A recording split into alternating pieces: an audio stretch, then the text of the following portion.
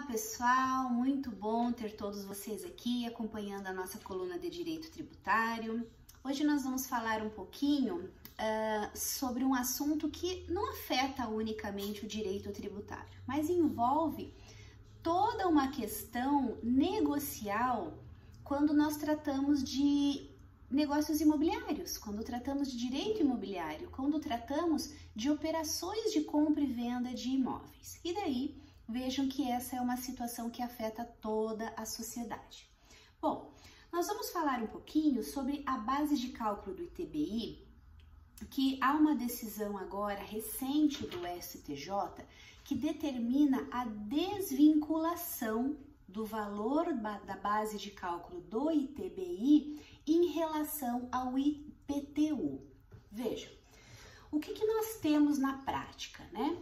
Nós temos uma situação, e muitas vezes isso é muito comum, que duas partes estão negociando um imóvel e eles fazem essa negociação pelo valor de mercado. Qual que é o valor de mercado do imóvel? X. Então, esse é o valor da compra e venda.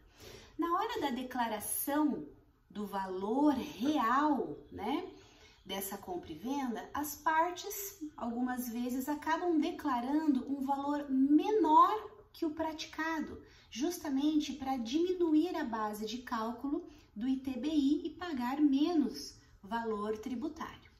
Bom, em algumas situações também existem casos em que os contratantes, eles falam assim, bom, o valor de mercado é X, mas não vamos colocar esse valor não, que é muito alto, vamos colocar o valor venal do IPTU. Por quê? O valor venal seria, do IPTU, é aquele valor mínimo do tributo, né, do IPTU, do imóvel, ou melhor dizendo, né, seria aquele valor mínimo do imóvel, então vamos colocar esse valor na escritura e a gente paga o ITBI considerando o valor venal do IPTU. Bom, a gente sabe que o Departamento Municipal do IPTU não consegue acompanhar as valorizações, as oscilações imobiliárias, né?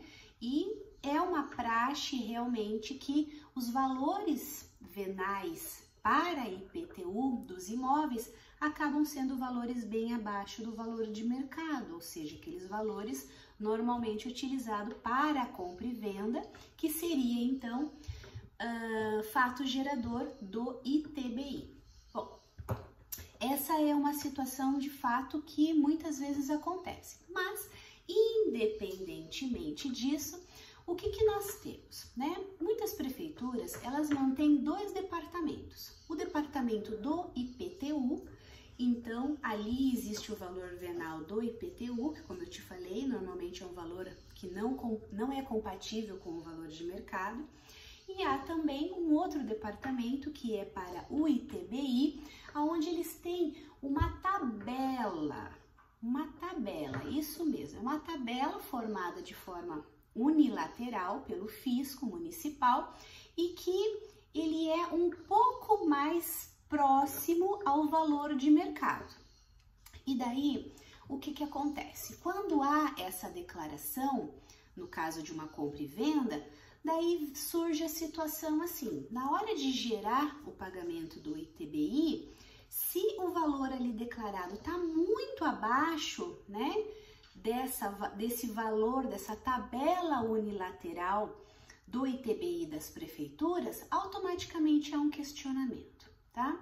E daí, essa é uma situação que normalmente acontece, veio então um caso para o judiciário em que o STJ, ele decidiu que a base de cálculo do imposto, do ITBI, ela deve ser definida a partir do valor declarado pelo contribuinte em relação àquela operação, por conta de uma questão de boa-fé, de transparência, de confiança, independentemente daquela tabela do ITBI que existe lá no departamento da prefeitura, que é feito de forma unilateral.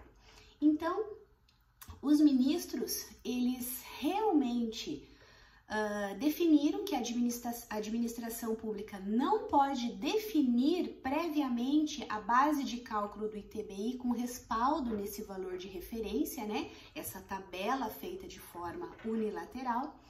Esse caso levado para o STJ é o recurso especial 19.37.821, tá? De origem de São Paulo.